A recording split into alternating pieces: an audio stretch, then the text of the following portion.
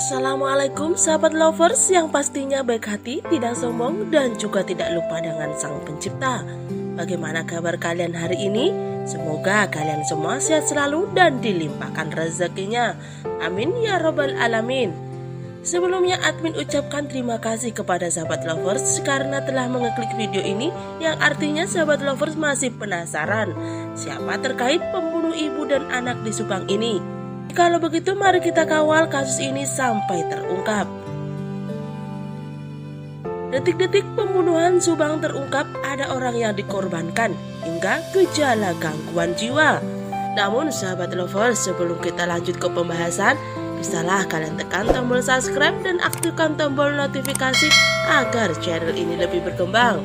Jika sudah, yuk kita simak kembali pembahasannya. Kasus pembunuhan ibu dan anak di Subang saat ini memasuki masa krusial. Dengan sebentar lagi kasus pembunuh ini akan diungkap oleh pihak kepolisian. Dan sekarang ramai dengan isu-isu kambing hitam atau orang yang dikorbankan. Ada sejumlah saksi yang bisa mengalami gangguan jiwa ataupun stres.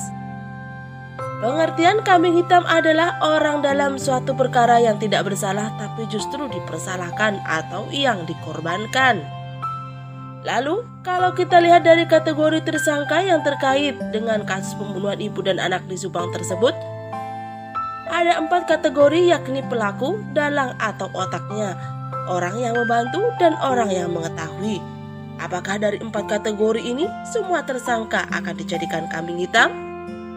Publik juga pun bisa menilai pelaku dan dalang tidak mungkin jadi kambing hitam.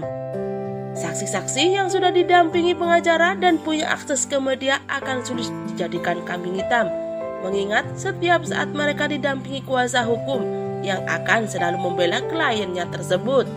Justru di antara 69 saksi yang telah diperiksa tim penyidik dalam pengungkapan kasus pembunuhan ibu dan anak di Subang tersebut, banyak tidak didampingi pengacara dan tidak punya akses ke media. Ya, merekalah yang berpotensi dijadikan kambing hitam. Salah satunya yaitu Bapak Wahyu, mantan kepala sekolah di sekolah di bawah naungan Yayasan Bina Prestasi Nasional. Wahyu banyak disebut sebagai saksi yang hilang atau dihilangkan. Wahyu juga dinilai memiliki potensi besar dijadikan kambing hitam di kasus ini, karena dia tidak didampingi pengacara dan tidak punya akses ke media. Kalau seandainya Wahyu menonton YouTube ini, seharusnya beliau mulai bersuara. Saksi-saksi lain sudah punya pengacara, kuasa hukum akan menjaga hak-hak kliennya.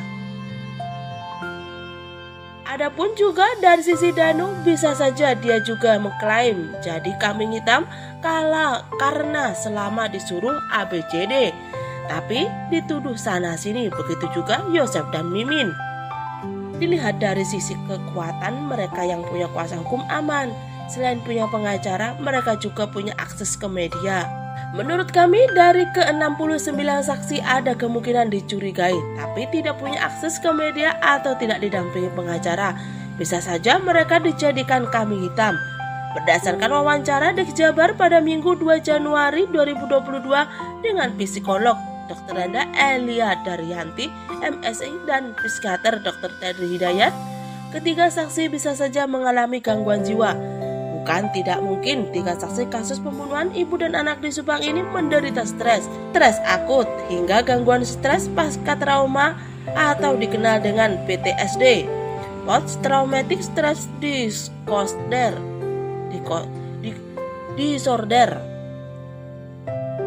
Post Traumatic Stress Disorder ini sudah termasuk gangguan kejiwaan. Hal itu diakui oleh 2 ahli kejiwaan, psikologi dan psikiater. 3 saksi kasus Subang, ibu dan anak ini, Danu, Yoris, Yosef, berpotensi mengalami stres. Nah, sahabat lovers, bagaimana tanggapan kalian? Cantum di kolom komentar. Dan terima kasih sudah menyimak video ini. Sampai jumpa di video selanjutnya.